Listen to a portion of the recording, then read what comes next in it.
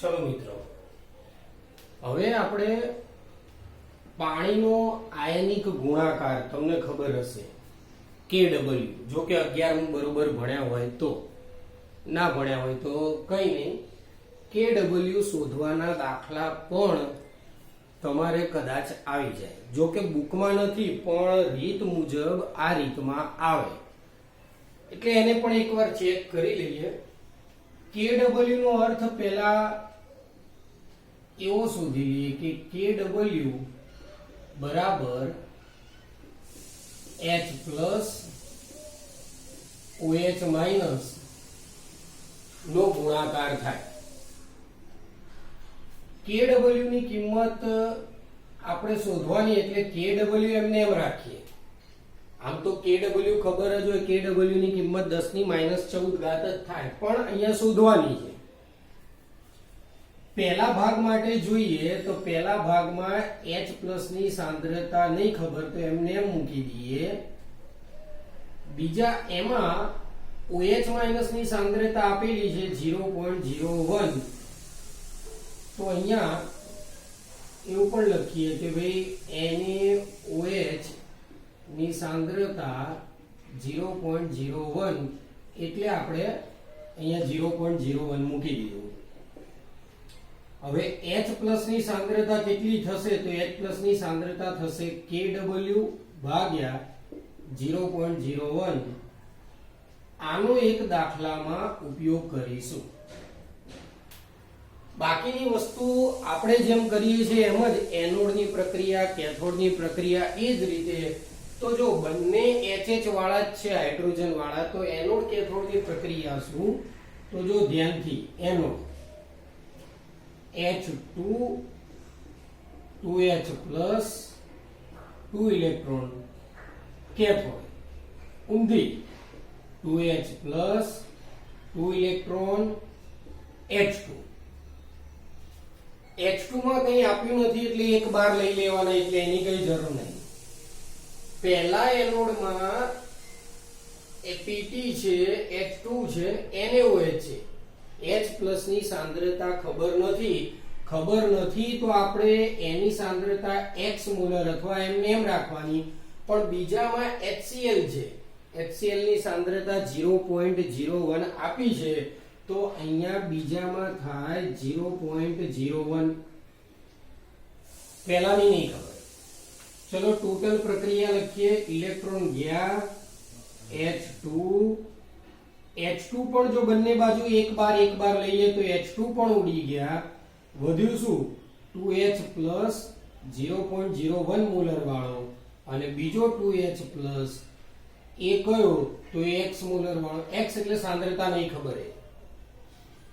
બંને બાજુથી તમે બબ્બે ઉડાડવા હોય તો ઉડાડી શકો છો. તો જો બબ્બે ઉડાડી દઈએ તો અહીંયા ઇલેક્ટ્રોનની સંખ્યા 2 ના બદલે પછી પેલામાં 1 મૂકવી પડશે, એટલે હાલ નહીં ઉડાડીએ.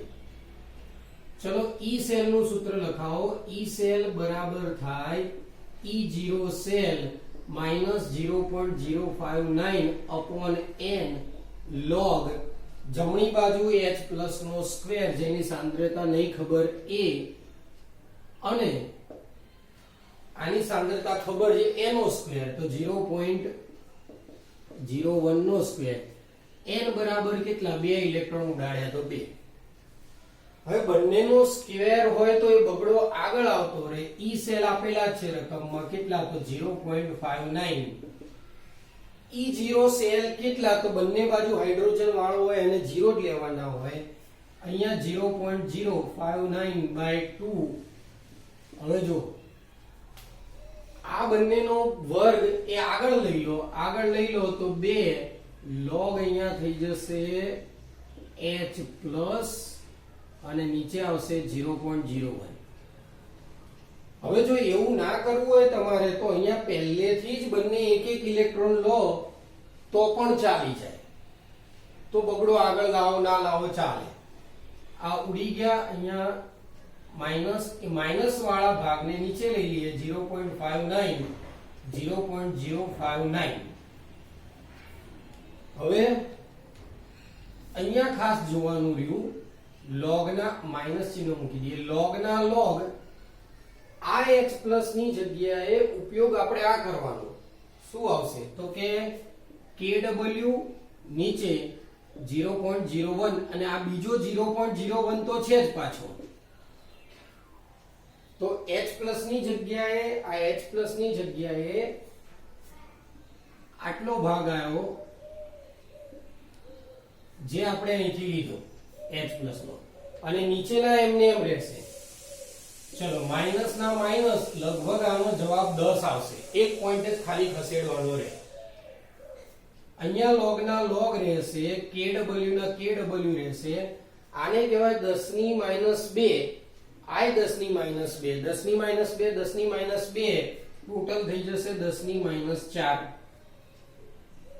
હવે જો log વાળા પદને આ બાજુ મૂકીએ, log kw 10 ની -4 બરાબર -10. જો સામે એક જ આંકડો જ આપ્યો હોય તો એ સીધો log દૂર કરો તો kw 10 ની -4 બરાબર સીધું સામે 10 ની -10 ઘાત થઈ જાય. 4 ને પેલી બાજુ લઈ લો તો શું થઈ જશે kw બરાબર 10 ની -10 તો હતું જ ગુણ્યા 10 ની -4 ઇક્વલ ટુ 10 ની -14. આ જવાબ આવે. એટલું યાદ રાખવાનું kw ની કિંમત છેલ્લે જવાબમાં 10 ની -14 ઘાત, અને જો આગળ કંઈક આવે તો 1 પોઈન્ટ સમથિંગ કે એવું જ આવવું જોઈએ, બીજી કોઈ કિંમત ના આવે. તો આ kw માં સહેલો દાખલો પહેલા ગણાવી લીધો. આવો ને આવો એક બીજો અઘરો દાખલો પણ આપણે ગણીશું.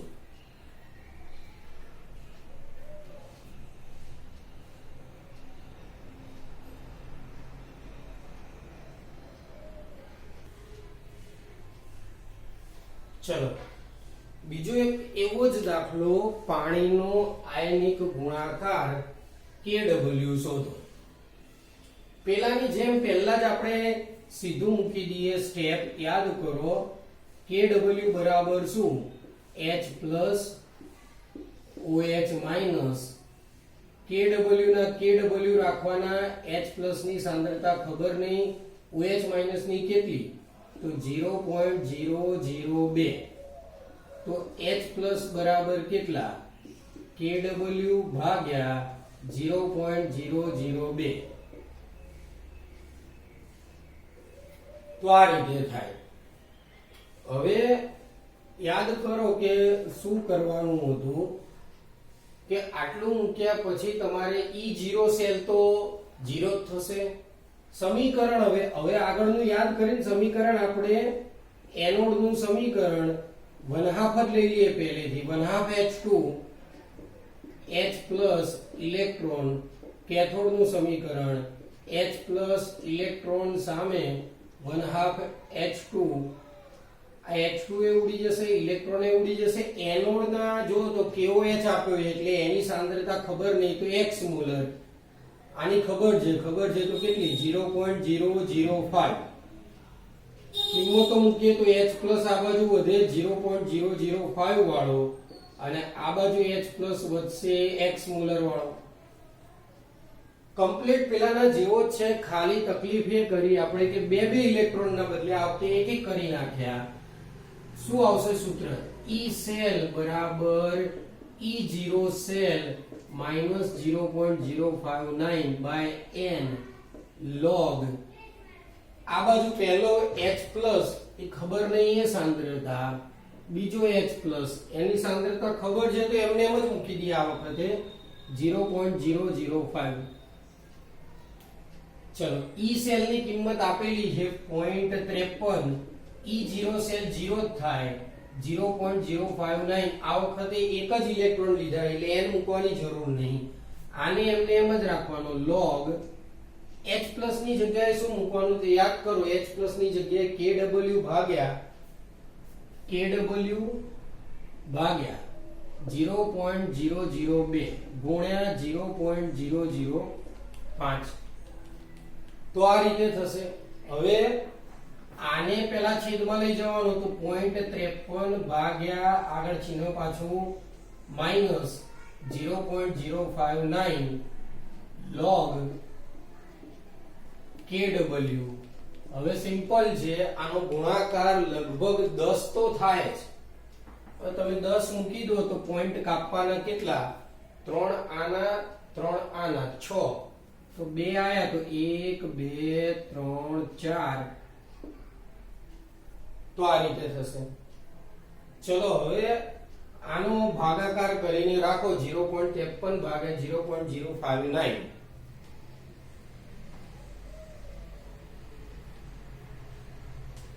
આનું આવે છે -8.9830. તો એકવાર ચેક કરી લેજો. log ના log, kw ના kw, એ એકની આગળ 5 મીંડા તો 10 ની -5 log kw અને 10 ની -5 મૂકીએ તો આ બાજુ આવે -8.9830. હવે kw મૂકવાના, 10 ની -5 મૂકવાની, આનો એન્ટીલોગ લેવાનો છે -8. હવે તમે એન્ટીલોગ લો તો -8 હોય તો 9 આંકડા આવે તમારે, ડાયરેક્ટ એન્ટીલોગ લો તો.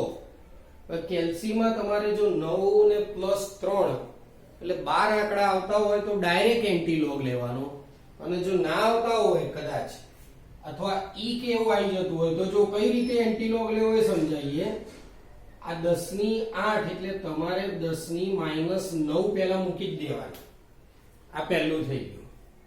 બીજું 1 માઈનસ આ કરવાનું, આ એટલે 0.9830 કરવાના. પહેલા એકમાંથી બાદ કરી દો 0.9830, તો શું વધશે?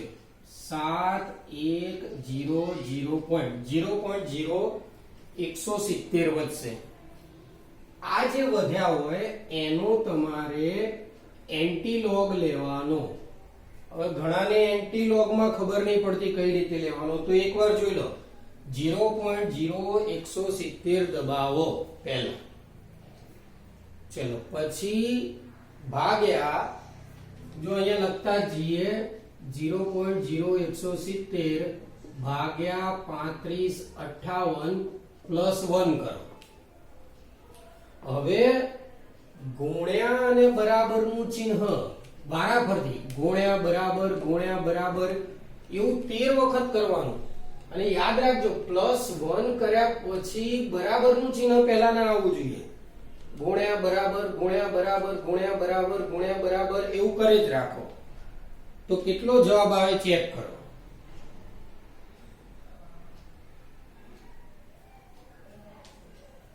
ચેક કરશો તો આશરે આનો એન્ટીલોગ 1.039, ઘણાને 1.04 આવશે. 10 ની -5 આ બાજુ લઈ લો તો kw બરાબર 1.039 ગુણ્યા 10 ની -9 તો છે જ, આ -5 એટલે 10 ની -14. આ રીતનો જવાબ આવે. એટલે યાદ રાખજો કે 10 ની -14 જ જવાબ આવવો જોઈએ, અને 1 point something જ હોવા જોઈએ, તો જ તમારો દાખલો સાચો, નહીતર દાખલો ખોટો.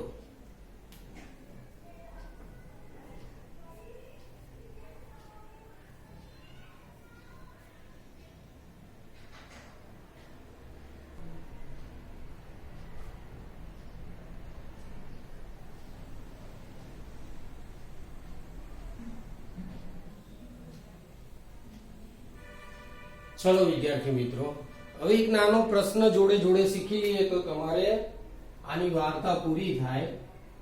આપણે અત્યાર સુધી બધા જ દાખલા ઈ સેલ ઉપર ગણ્યા. તો ઈ સેલ ને શું કહેવાય? તો ઈ સેલ ને કહેવાય કોષ પોટેન્શિયલ. તો આ કોષ પોટેન્શિયલ ની મદદથી તમે કેટલું કરી શકો, કેટલું ગણી શકો. તો જો પોટેન્શિયલ ની મદદથી પહેલા તમે શું શોધ્યું? તો પહેલા ઈ સેલ વાળું સૂત્ર હતું. તો ઈ સેલ ઉપરથી એના ઉપરથી કેસી શોધતા શીખ્યા હતા. કેસી એટલે શું? તો સંતુલન અચળાંક. તો કઈ કઈ વસ્તુ મળે? સંતુલન અચળાંક શોધી શકાય. સંતુલન અચળાંક ઉપરથી ડેલ્ટા જી એટલે કે મુક્ત ઉર્જા શોધી શકાય. આ બંનેની ઉપરથી પ્રક્રિયા માહિતી એટલે કે આપમેળે થશે કે નહીં એ પણ શોધી શકાય. બીજું ઈ સેલની મદદથી pH pOH શોધી શકાય. પાણીનો આયોનિક ગુણાકાર KW જાણી શકાય. એ સિવાય કેટલાક અલ્પદ્રાવ્ય ક્ષાર હોય, અલ્પદ્રાવ્ય ક્ષાર નો દ્રાવ્યતા ગુણાકાર અચળાંક જેને આપણે KSP કહેવાય એ પણ શોધી શકાય. ઈ સેલની મદદથી કેટલીક પ્રક્રિયા ના અનુમાપન પણ કરી શકાય. તો આ કોષ પોટેન્શિયલની અગત્યતા થાય. તો કદાચ કોષ પોટેન્શિયલની અગત્યતા 2 માર્કમાં પૂછે તો તમને એટલી ખબર હોય કે આપણે કેટલા દાખલા ગણ્યા અને એમાં શું શોધ્યું એ ખાલી લખી દો તો પણ તમારે આ બધી વાર્તા આવી જાય. તો નાનો પ્રશ્ન કદાચ એકાદ માર્કમાં પૂછી કાઢે, 2 માર્કમાં પૂછી કાઢે કે 1 માર્કમાં એવો પૂછે કોષ પોટેન્શિયલની અગત્યતા જણાવો તો શોર્ટકટમાં આટલી અગત્યતા આવે.